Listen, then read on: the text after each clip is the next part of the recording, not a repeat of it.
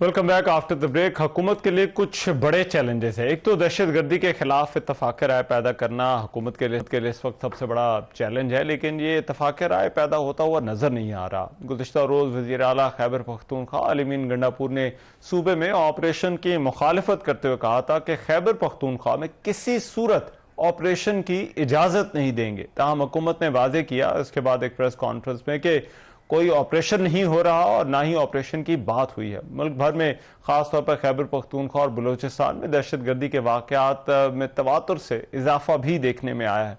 गुज़िश्ता रोज भी security forces ने खैबर पख्तूनख्वा के जिला डेरा इस्माइल खान में कार्रवाई के दौरान 10 खवारिज को हलाक किया था, जबकि पाकिस्तान फौज का एक कैप्टन जो है वो शहीद हो गए थे। दहशतगर्दी से निपटने के लिए वफाक की हुकूमत सूबाई हुकूमत की हिमायत कैसे हासिल करेगी? या आए रोज हमले हो रहे हैं। अभी आज भी इतला आई कि जो बॉर्डर पोस्ट है पंजाब और खैबर पख्तूनख्वा के दरमियान, उस पर भी आज हमला हुआ है। तो ये सिर्फ तमाम के तमाम मामला हैं। हुकूमत इन सिक्योरिटी चैलेंजेस को किस तरह से देखती है और ख़ास तौर पर ये जो वफाक और सूबे के दरमियान ताउन है ये किस तरह से मुमकिन है, इस पर बात करने के लिए बैरिस्टर मलिक साहब इस वक्त मेरे साथ मौजूद है। मुस्लिम लीग नून के रहनुमा है, उनसे इस हवाले से बात करते हैं। अकील मलिक साहब, बहुत शुक्रिया आपके वक्त का। अकील मलिक साहब, सबसे पहले तो ये जो एक कंसेंसस चाहिए, एक आवाज़ चाहिए, सबका एक पेज पर होना ज़रूरी है, ये कितना बड़ा चैलेंज है हुकूमत के लिए और क्या वजह है कि सब लोग इस दहशतगर्दी के हवाले से और किस तरह से इसको डील करना है, टैकल करना है, उस हवाले से एक पेज पर नज़र नहीं आ रहे? मानीम रहमान साहब, बहुत बहुत शुक्रिया। सबसे पहले देखें, इशू ये है कि तमाम पार्टीज़ जो हैं वो एक पेज में हैं दहशतगर्दी के ख़िलाफ़ और दहशतगर्दी के इस नासूर से जान छुड़ाने के लिए।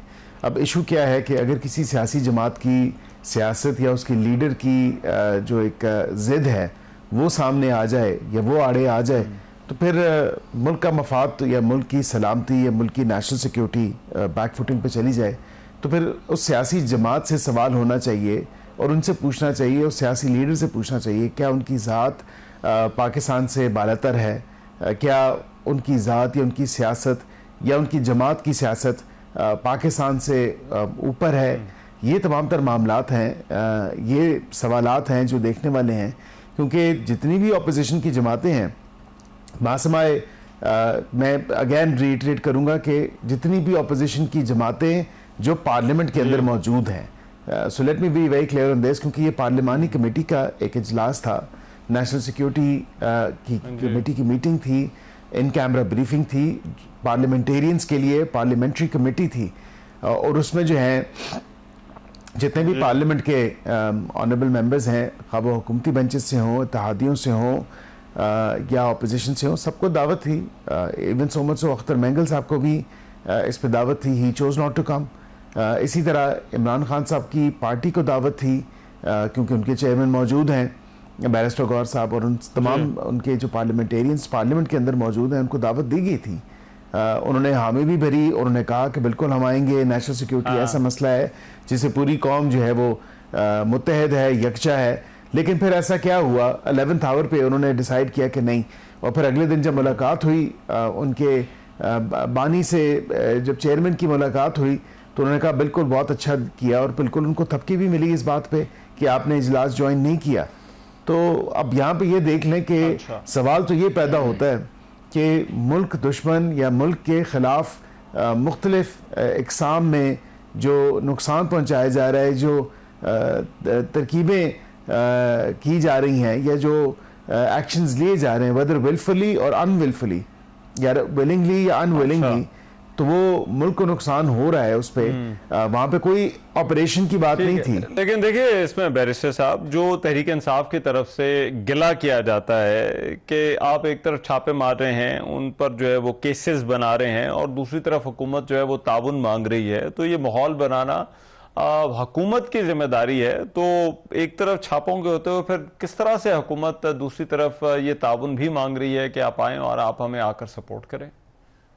रहमान साहब, तावन अपनी ज़ात के लिए या अपनी सियासी जमात के लिए नहीं मांगा जा रहा, तावन इस मुल्क के लिए मांगा जा रहा है जिस मुल्क में ये तमाम सियासी जमातें बैठ के सियासत करती हैं। इसी मुल्क की वजह से जो है अपने आप को लीडर प्रेजेंट किया जाता है, इसी मुल्क की वजह से अपने आप को शायद खिलाड़ी भी पेश किया जाता है, इसी मुल्क की वजह से अपने आप को इन ऐवानों में बैठाया जाता है और पूरी दुनिया में जाके इस मुल्क की नुमाइंदगी की जाती है।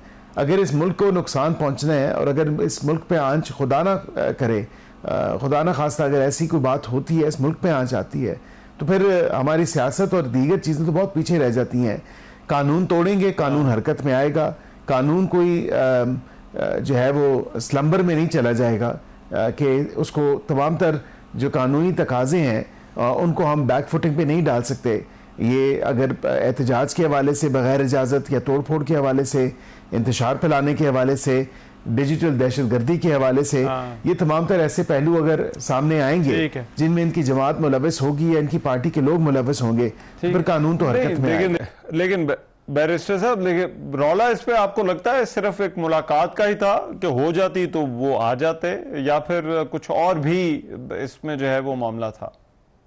देखिए, बिल्कुल इशू बहुत बड़ा था एंड आई थिंक ये कोई ओवरनाइट जो है वो मुलाकात का ऐसी कोई बात नहीं थी कि इन्होंने कोई इंस्ट्रक्शंस लेनी थी। एक सिक्योरिटी ब्रीफिंग थी।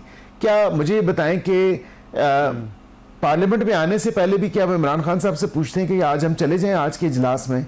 क्या ऐसा हो सकता है? या दीगर जितनी पार्लिमानी कमेटीज के ये मेंबरान हैं, क्या वो पूछते हैं? या जो चेयरमैनशिप है, जिस तरह पीएसी की चेयरमैनशिप जो है इनके पास है, क्या जो हमारे जुनैद अकबर साहब हैं पीएसी के चेयरमैन, क्या वो हर इजलास कन्वीन करने से पहले इमरान खान साहब से जाके मुलाकात करते हैं और पूछते हैं कि आज का एजेंडा मैं क्या दूंगा अपनी पब्लिक अकाउंट्स कमेटी के अंदर? तो उनसे पूछ के तो तमाम मामला नहीं हो सकते ना। और वो इक्वली सेंसिटिव और इक्वली जो आपके जो सेंसिटिव नेचर के मामला पीएसी में भी डिस्कस हो रहे होते हैं।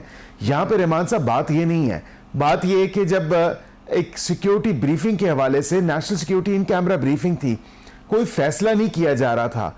इनकी पार्टी के जनरल सेक्रेटरी कहते हैं कि जी दोस्त ममालिक पे ये चढ़ाई करने वाले हैं, एक हमला करने वाले हैं, एक ऑपरेशन करने वाले हैं, हम इस चीज के मुतामिल नहीं हो सकते, हम अपनी इजाजत नहीं दे सकते। पहली तो बात है कि इजाजत की कोई जरूरत या नौबत पहुंची ही नहीं थी। आप सिर्फ एक इन कैमरा सिक्योरिटी ब्रीफिंग थी कि मुल्क के हालात क्या हैं, जिस सूबे में आपकी हुकूमत है उसमें हालिया जो इश्यूज हैं वो क्या हैं, जो इंसिडेंट्स हुए हैं बन्नू के हवाले से आप देख लें, जिसको आपने कंडेम नहीं किया, जिसकी आपने मजम्मत नहीं की। कुरम के हवाले से देख लें, आपने मजम्मत नहीं की।